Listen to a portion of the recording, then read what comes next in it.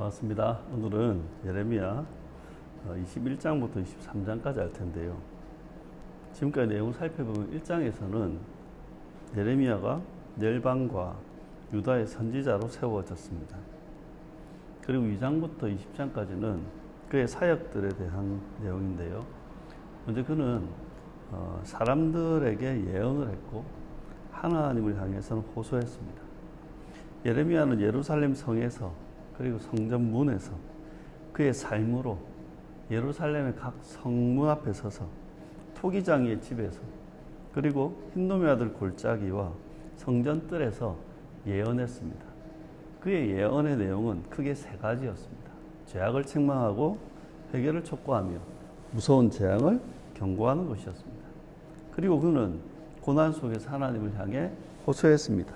처음엔 이 유다를 박대하지 말고 언약을 기억해 달라고 호소했지만 그는 사람들이 자기를 비방하고 무시하고 조롱하고 저주하며 죽이려 한 것들에 대해서 자신을 구원해 달라고, 자신의 억울함을 풀어주고 원수를 갚아달라고 호소했던 것입니다.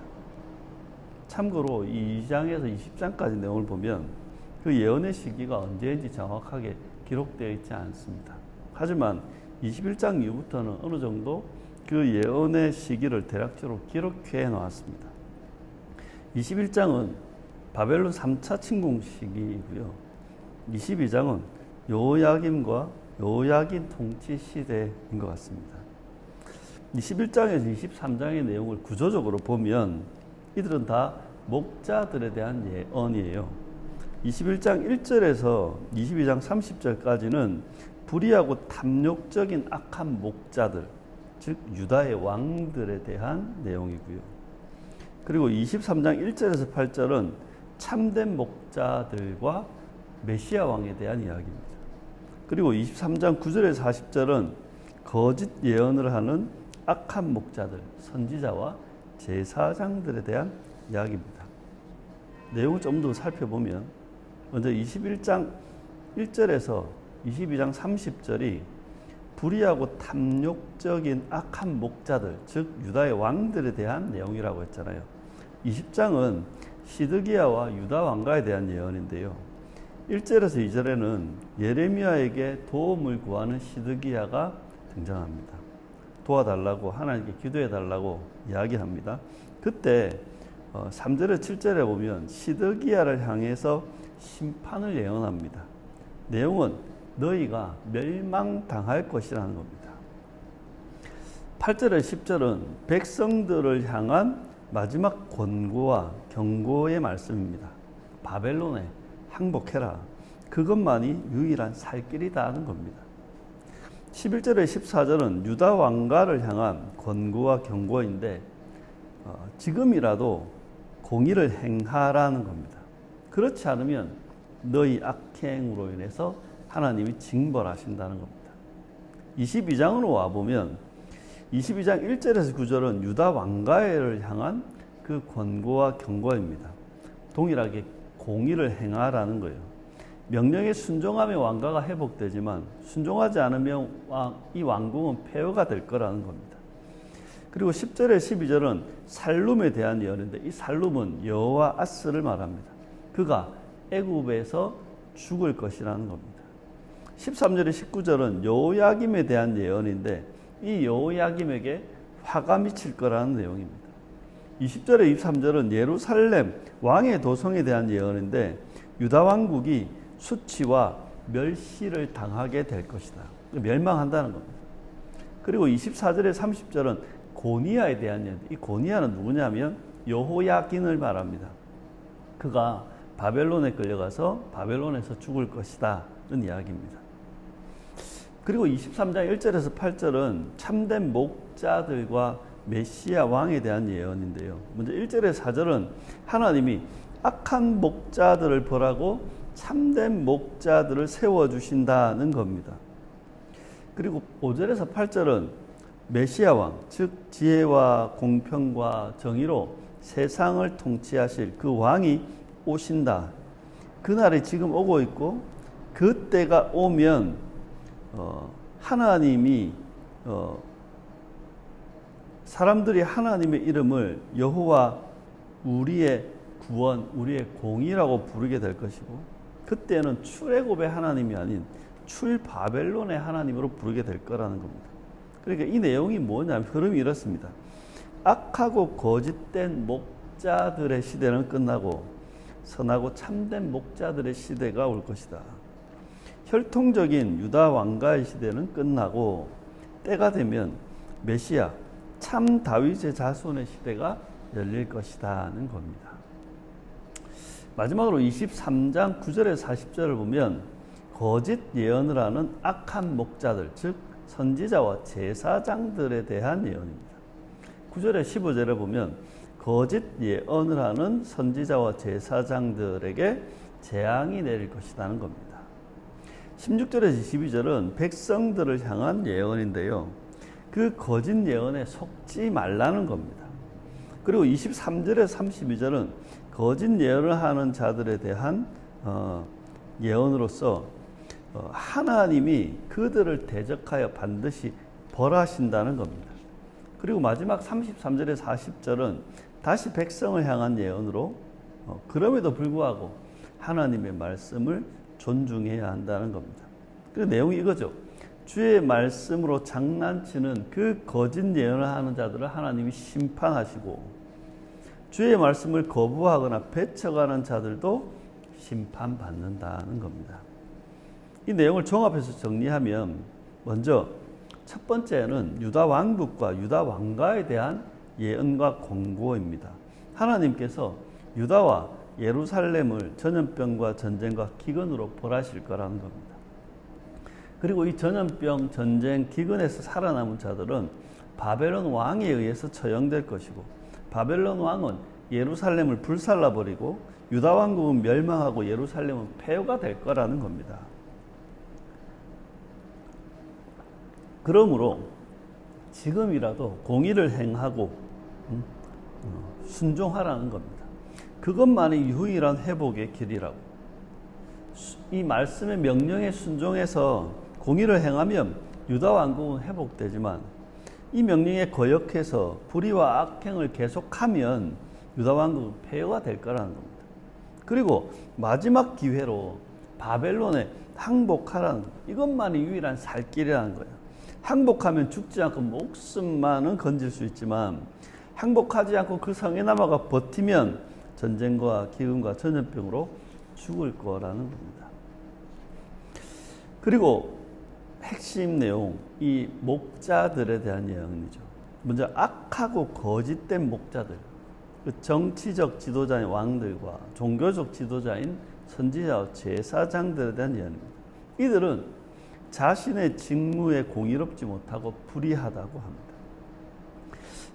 가난하고 억울한 사람들, 그리고 고통받고 억압받는 사람들, 이들은 외면합니다. 불의한 재판으로 잘못된 판결을 합니다. 또한 이들은 자신들의 업적에 집착합니다. 특히 건축에 집착하는 왕을 보여주죠. 눈에 보이는 성과만 집착하는 거예요. 또한 이들은 불의한 이익을 탐합니다. 부정부패, 뇌물, 이권, 이런 것들의 이들이 하는 짓입니다.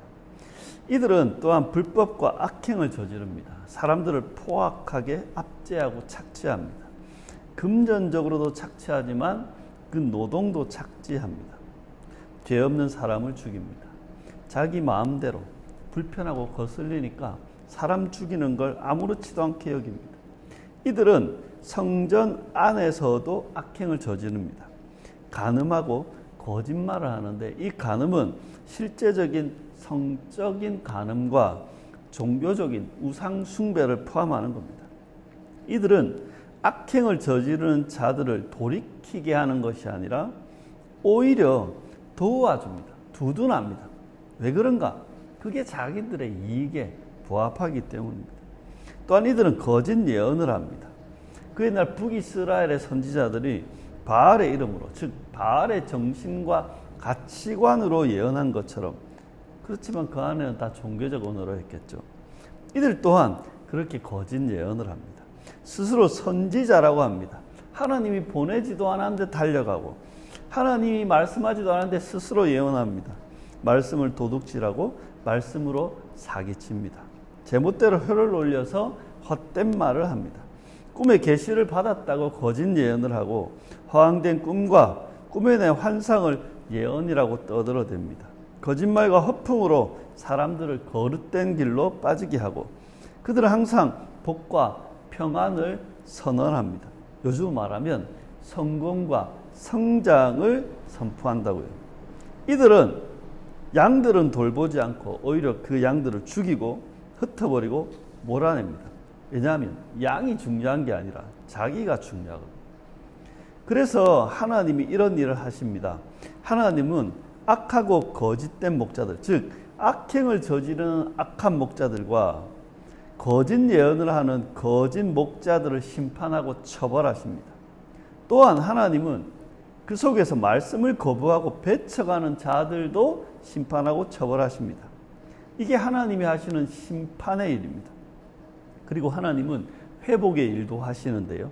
하나님이 남은 양들을 모아서 번성하게 하시고 그들에게 참된 목자를 세워주십니다. 그리고 지혜와 공평과 정의로 세상을 통치할 메시아 왕을 보내주시는 겁니다. 이 이야기 속에 우리가 좀 더 깊이 봐야 될 건 목자에 대한 이야기입니다. 목자들은요, 공동체를 위해 공적인 직무와 직임을 맡은 자들입니다. 목자들은 누군가를 맡은 자들인 거죠. 특별히 이스라엘에는 기름 부음을 받은 목자들이 있는데 그들은 하나님으로부터 직무를 위임받아서 사역하는 왕과 제사장과 선지자였습니다. 그런데 이스라엘의 이 직무는 놀랍게 신분이 아니라 직분이었습니다. 이들은 하나님을 대리해서 백성들을 돌보고 보살피고 인도해야 하는 거죠. 하지만 21장에서 23장을 보면 유다의 왕들과 선지자들과 제사장들은 악하고 거짓된 목자들로 규탄을 받았습니다.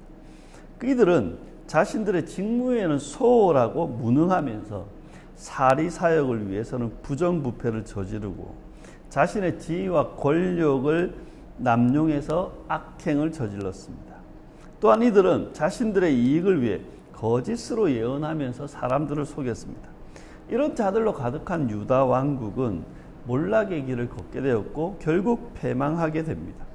유다 왕국의 몰락에는 이러한 악하고 거짓된 목자들이 그 중심에 있었던 것입니다. 가정이든 교회든 국가든 모든 집단과 모든 공동체에 있어서 지도자의 중요성은 아무리 강조해도 부족하지 않을 것입니다. 특히 모든 집단과 그 공동체의 흥망성쇠의 중심에는 언제나 지도자가 있습니다. 그리고 이 모든 집단과 공동체의 몰락에는 반드시 악하고 거짓된 지도자들이 자리하고 있습니다. 그것을 성경과 인류의 역사가 증명하고 있는 것입니다.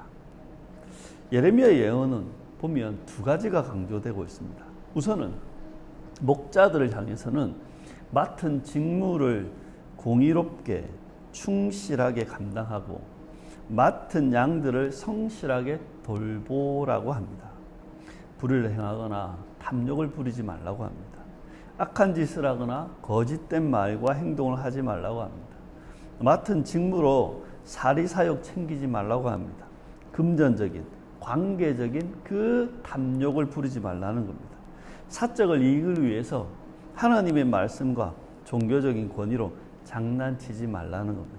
그렇게 목자들을 향해서 맡은 직무에 충실하고 맡은 양들을 성실히 돌보라고 강조합니다. 또한 성도들을 향해서는 속지 말고 분별하라고 말씀합니다.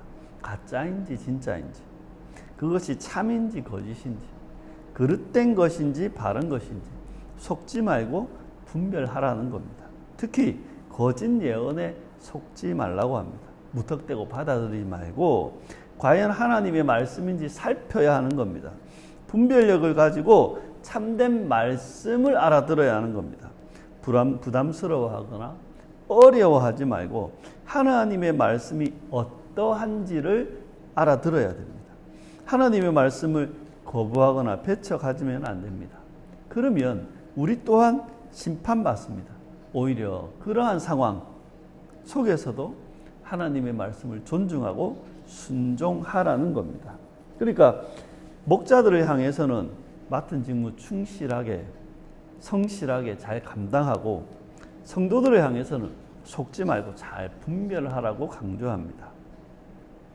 오늘 이 예레미야의 말씀을 두 가지 영역에서 한번 적용해 보고자 합니다. 하나는 교회이고 하나는 가정입니다. 먼저 교회입니다. 예레미야의 말씀은 우리가 속한 교회의 목자들을 돌아보게 합니다. 우리가 속한 기독교 공동체의 지도자들은 공의로운 목자들인가? 특히 말씀을 전하는 목사들은 거짓 없이 정직하게 말씀을 전하는 것인가? 안타깝지만 우리의 현실은 이런 목자들로 가득합니다. 직분과 직무를 이용해 사리사욕을 챙기는 사람들, 거짓말을 하며 사람들을 속이는 사람들. 여러분, 거짓말을 할 때 1에서 10까지 다 거짓말을 하면 누가 모르겠습니까? 근데 문제는 10개 중에 8개, 9개는 참말을 하면서 한두 개를 거짓말을 섞을 때 그게 속는 겁니다. 하나님의 말씀과 종교적인 권위로 장난치는 사람들. 종교적 언어로는 가득하지만 정작 그것이 담고 있는 가치와 내용은 지극히 세속적인 사람들. 바알의 풍요를 추구하듯이 성장과 성공을 외치는 사람들. 교인의 숫자와 헌금 액수와 건축에 집착하는 사람들. 교인들을 향해 헌금과 헌신을 강요하는 사람들. 교인들을 조종하고 이용하고 지배하려는 사람들. 지금의 교회가 중요하게 여기는 것. 그것들은 뭐냐? 이렇게 구호는, 명칭은, 명분은 종교적인 걸 내세우지만 정작 그 안에 본심은 성장, 건축, 돈, 파워, 이런 거 아니겠습니까? 이제 목회는 사역이 아니라 사업이 되었습니다. 성과에 사로잡힌 목회에는 이제 더 이상 영적인 낭만은 사라져 버린 겁니다. 이러한 상황 속에서 목사인 저 자신을 돌아보게 됩니다. 이 말씀 앞에 목사인 저를 돌아보게 됩니다. 나는 과연 목자다운 목사인가? 나의 목회는 공의로운가? 엉뚱한 짓 안 하고 악한 짓 안 하고 정말 해야 할 일에 충실한가? 목사로서의 직무와 관계를 잘 지키고 있는가? 혹시 선을 넘지는 않는가? 또한 나의 설교는 거짓 없이 정직한가? 나의 욕심과 야망을 설교에 담고 있는 것은 아닌가? 하나님의 말씀을 있는 그대로 잘 전달하고 있는가? 나는 설교한 말씀대로 먼저 살아가고 있는가? 또한 나의 생활은 성도들에게 본을 보이고 있는가? 나의 말과 행동, 일상의 삶이 경건한 기독교 신앙을 드러내고 있는가? 나의 가정생활과 일상생활이 과연 복음적인 삶에 합당한가? 다음으로는 가정입니다. 가정에 있는 우리는 모두가 목자로 부름을 받았습니다. 하나님은 우리에게 배우자와 자녀를 맡기셨어요. 하나님을 대리해서 잘 돌보고 보살피라고 그들을 맡겨주셨습니다.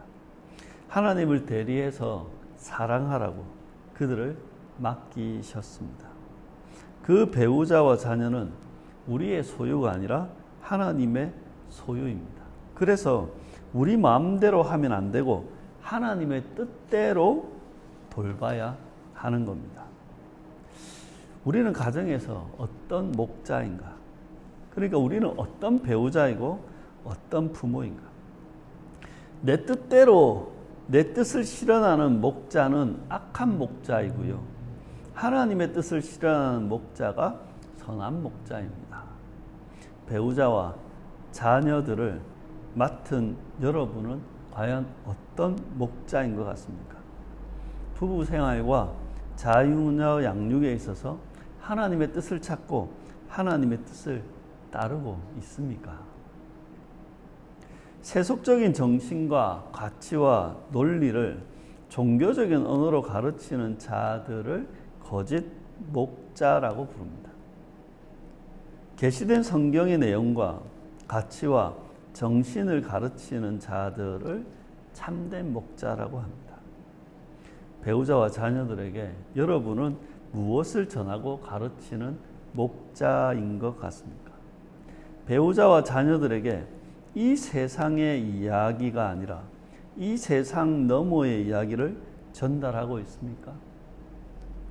이 세상의 이야기, 즉 비교, 경쟁, 성공, 성장, 지배의 논리를 이야기하고 있는지, 아니면 이 세상 너머의 이야기, 복음의 이야기, 하나님 나라의 이야기인 존중, 화목, 회복, 연합, 섬김을 이야기하고 있는지, 여러분의 말과 행동과 생활을 통해서 이 하나님 나라의 정신과 가치와 질서와 생활을 표현하고 있습니까?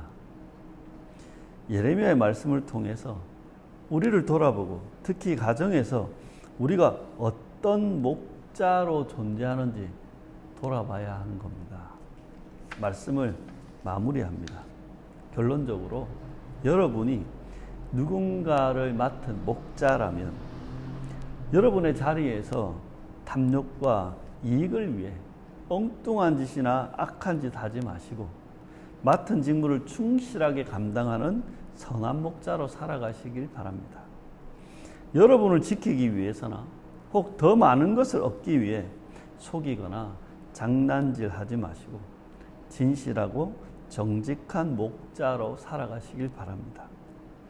여러분이 맡은 사람들이 이용하거나 조종하거나 희생시키지 마시고 맡은 사람들을 아끼고 존중하며 오히려 그들을 위해 수고하고 헌신하며 살아가시길 바랍니다. 여러분에게 맡겨진 그 사람들이 여러분의 것이 아니라 하나님의 것이라는 사실을 명심하시고 겸손하게 여러분의 자리를 지키시길 바랍니다. 그렇게 저와 여러분 모두가 하나님이 보내신 그 자리에서 목자다운 목자로 존재하며 살아가길 진심으로 축원드립니다.